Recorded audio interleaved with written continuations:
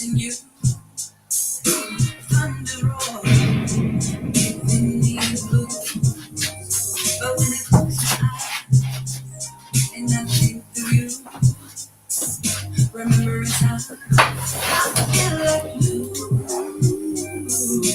every day. My favorite word to say still makes me smile, just like yesterday. I need you here, really bad.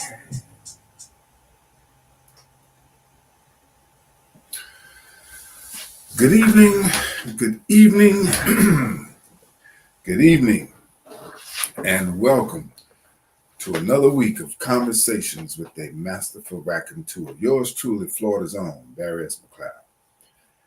I just wanted to, it's like I didn't want to talk about this today, but it just won't let me go. We lost another child, Easter, on the day of Easter. And I don't know, it just bothers me, y'all. It bothers me quite a lot to see what's happening. And I'm just like everybody else, I don't have any answers, man. I wish that I could brainstorm some type of a solution for what's going on with our young people. Um, it's happening everywhere, everywhere. And it just seems like there's just no solution. The guns, the young people, um, and in this moment, I'm catching myself because when we say young people, we know we're not talking about all the young people. We know that. We have some terrific young people. We have some marvelous young people. But it's those certain young people that are so dangerous, so dangerous.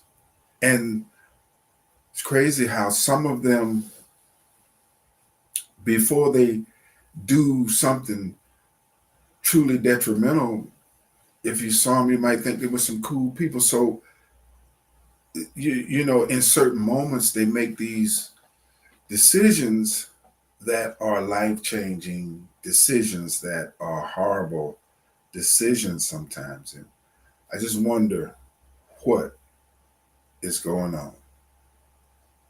What is going on? Maybe my brain is too far out in some space. I don't know, but the way I think and the way that I process things, it's like, man. I even ask myself, am I am I being ridiculous in my thoughts and, you know, um, what I'm thinking about, how I process things? But just had a young lady I was reading the news today, and it said that the young lady passed away. I don't know her. I don't know her family. If anybody in her family is watching this post, I send my heartfelt condolences to you. It was a young girl, a teenager. I don't remember her age. Seemed like she wasn't even 17, and she got shot by a guy who was running and just shooting in the crowd. I don't know if he was the only shooter. I don't know if he was trying to save his life. I don't know. I know I've thought about, what if he was my son, the one who pulled the trigger? What if he was my son? What would I be saying to my child, my son, who I would love so preciously and dearly, if he was the one to pull the trigger? You know, I don't know if he was trying to save his own life. The video footage showed him running away, and just kind of pointing back and just firing. And I think 3 people got hit, 2 lived, and 1 died, according to the news.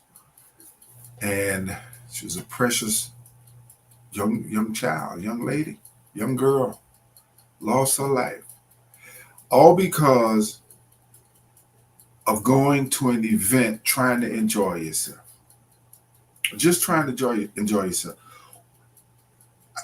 I'm wondering, what is it that's going on? I have all of these theories in my head that probably are not valid, and um, might, to some people, might sound far-fetched, or I might even sound crazy. Uh, but I just have these questions in my mind, like some of our convenience stores, for example. Um, see, where I'm going with this, let me set this up a little differently. I used to tease about my children. I have 2 sons and a daughter, and when they were young, and my children were pretty good kids. I have to give them credit for that. They were pretty good kids, um, you know, but they were children, and sometimes when they would get on my nerves about something, and I would say, well, what's wrong with them? What's happening to their mind? What are they consuming that I'm not? And then I would tease and say, I know what it is. It's them doggone Happy Meals. That's the only thing that they eat that I don't eat. Because we eat out of the same refrigerator, drink out of the same refrigerator. What's going on with them? Or what are they consuming? And they were children. So my children, they were not old enough to even be thinking about alcohol and drugs. So that was my joke. But when I look at the young adults now, and I wonder what is going in their bodies that's altering their minds, that's causing them to do things that are kind of off from their normal behavior. There's always bad guys. Every generation has their bad guys, the guys that they look for trouble and they make trouble. But we got so many young people. We got so many young people that, for the most part, they seem like really good young people, and then all of a sudden they get caught up into a group of friends and stuff, and they start making crazy decisions. What's wrong with their minds? I keep asking myself. And I have questioned this, and I just wonder if there's somebody else that has thought about this and questioned this. Like, when you go into convenience stores on the black side of town, there's like a whole wall of different flavored cigars.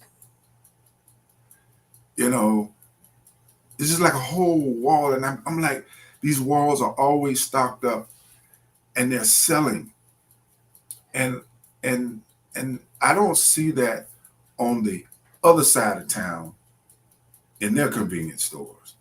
They have typical cigarettes, cigars, tobacco, blunts, Black and Milds, and those kind of things. But we have all of these different flavors of Swisher Sweets and whatever it is that they smoke on, and I just wonder if it's something in those products that is affecting the minds. It's just a thought I have. I was thinking too, like, call it conspiracy theory. Say, Barry, you're nuts. This makes no sense, But I can remember when I was in the 70s, I was young, legit. What was I when when they had the black exploitation movies, exploitation movies, they call them. And there was this movie that, for whatever reason, I just never forgot this part about the movie.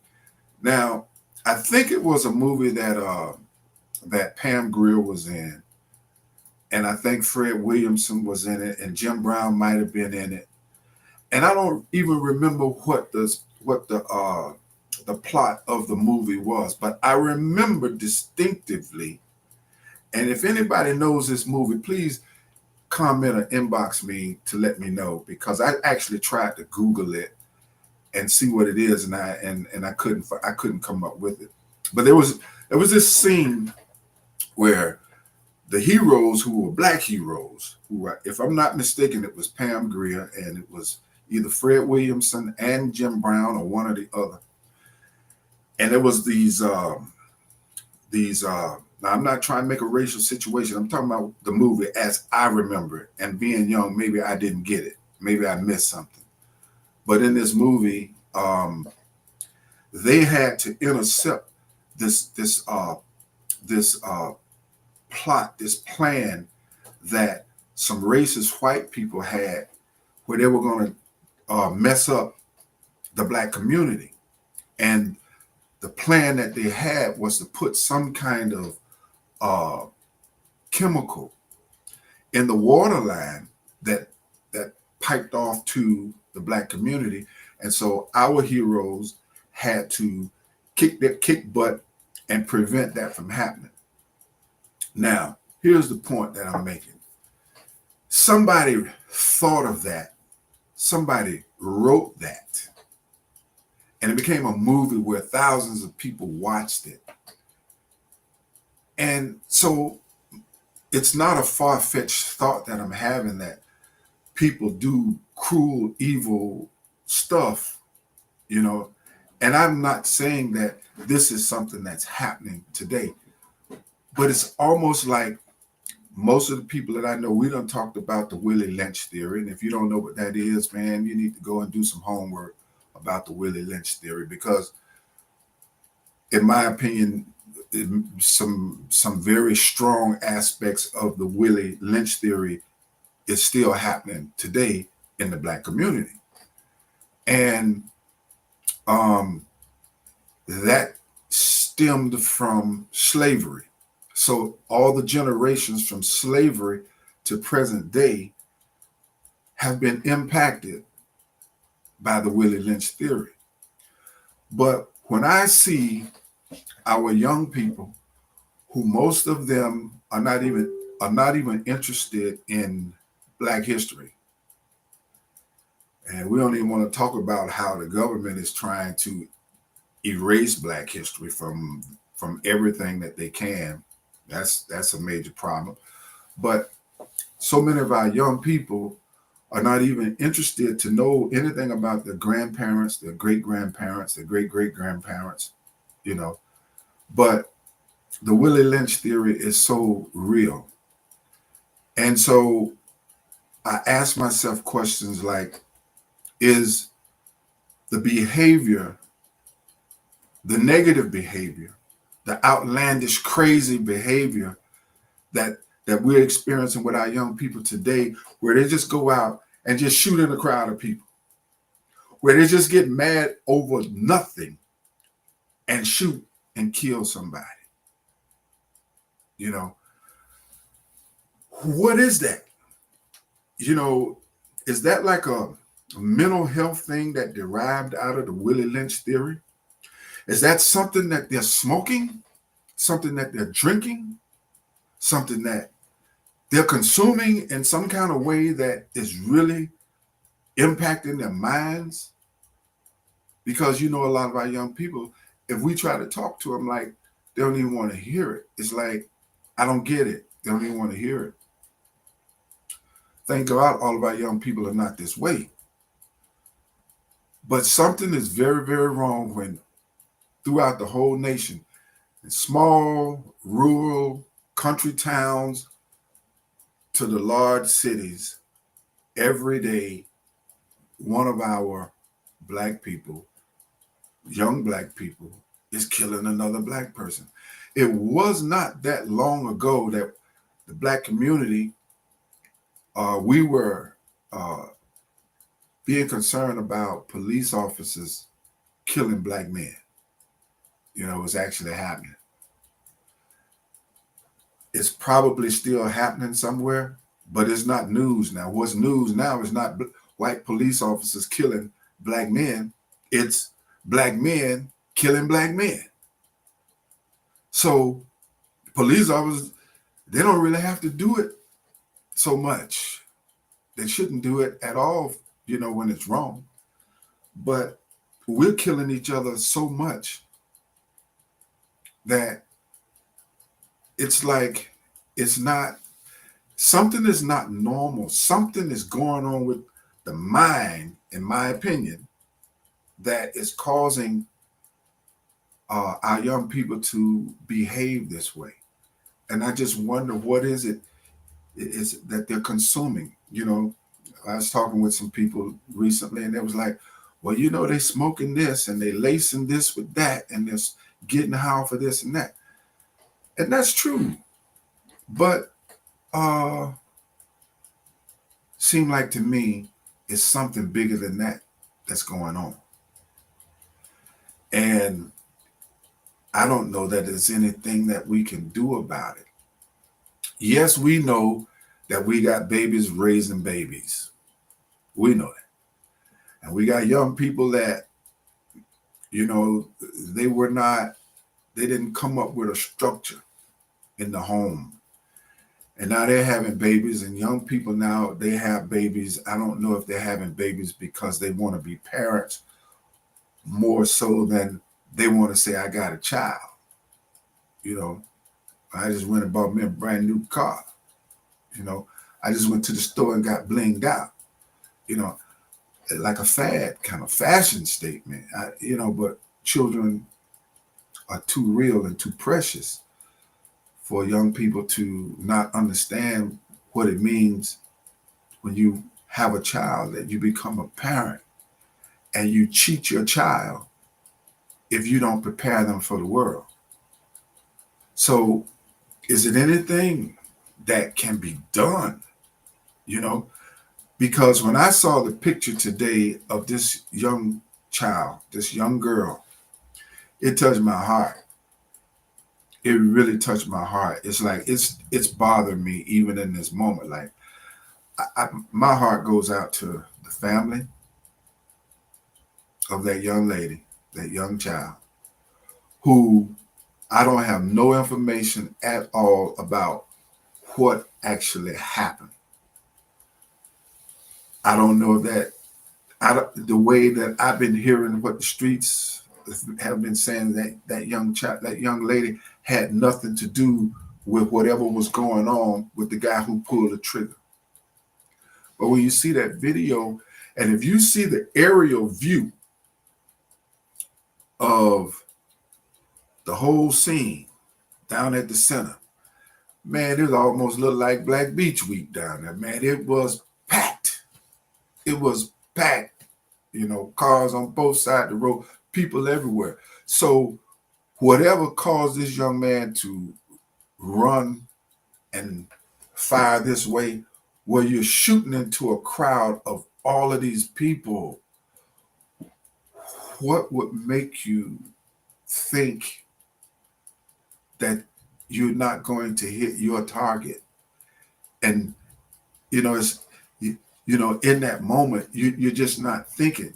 And I asked myself, like I said, if that was my son that pulled the trigger, I don't know if the guy's been arrested yet. I don't know, but I'm thinking that if that was my son and he came to me and he said, Dad, I done messed up, I shot somebody, the police looking for me, what would I say to my son? Yeah, see, that's a real question. That's a real question. You can take that for granted all day long if you want to, but that is a real question. What are you going to say to your son? I can remember when I was at this hearing. There was a young man there that I was standing in to support him as a character witness.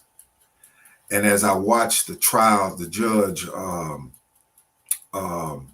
all the different cases taking place before this young man who I was there to support. So I was watching that stuff go down. I can remember this one young black kid. I ain't gonna say kid, he was probably 21, 22 years old. and he had killed his girlfriend. And I was sitting in the courtroom and I was watching this, and I was looking at the judge, and the judge was just so calm. He did not look uh, angry. Um, from what from the word that came to us was that he was sitting in for a different judge who was supposed to have been handling that trial, but was not able to be at court that day. So he was sitting in for that judge. And the guy was just sitting there, and to look at him, he did not look like a mean person. He didn't look like like he was in a bad mood or anything like that. And he was just sitting there listening to the case. And I was so impacted by that because um, the father of this young man, he was in my age group. And the man got up and he pleaded to the judge, you know, in behalf of his son. And he just pleaded to the judge. And the way he was pleading to the judge, it was touching me because I have a son, I have two sons, and I was thinking about if that was me in that situation, and I was in front of the judge, you know, no pride, nothing, just pleading for my son. I was drawn in by that. I really was, and my heart was going out to this man, and I didn't know this man. I didn't know his son. I didn't even know what had happened. I had not even heard about heard the story about what had happened. But I remember the judge, he sat there and he listened, and then he was so calm and collective, and he said, he gave the young man who was about 22 years old, I think, he said, well, I'm going to sentence you to, I think it was 21 or 22 years, he said, for firing a gun. And then I'm going to sentence you to another 22, 23, 24 years for that bullet leaving the gun and entering into another person's body, causing the death of that person. I think the young man ended up with like 45, maybe 47 years. And I was sitting there watching this, and I was thinking to myself, this young man, he's going to be almost 70 years old when he gets out of prison. His whole life in the free world is gone. And my heart was just broke for that son, for that young man, and for his father. And then after the judge made his decision, then he acknowledged the family of the victim, and he gave them a chance to speak. And that's when another blow hit me. Boom! I'm so busy feeling bad for what just happened to this young man, and watching his father plead, you know, for the judge to, you know, have mercy on his son. I was so taken by that I hadn't thought about what the family was going through, whose child was murdered by this young man. And it was another like, ooh, kind of moment.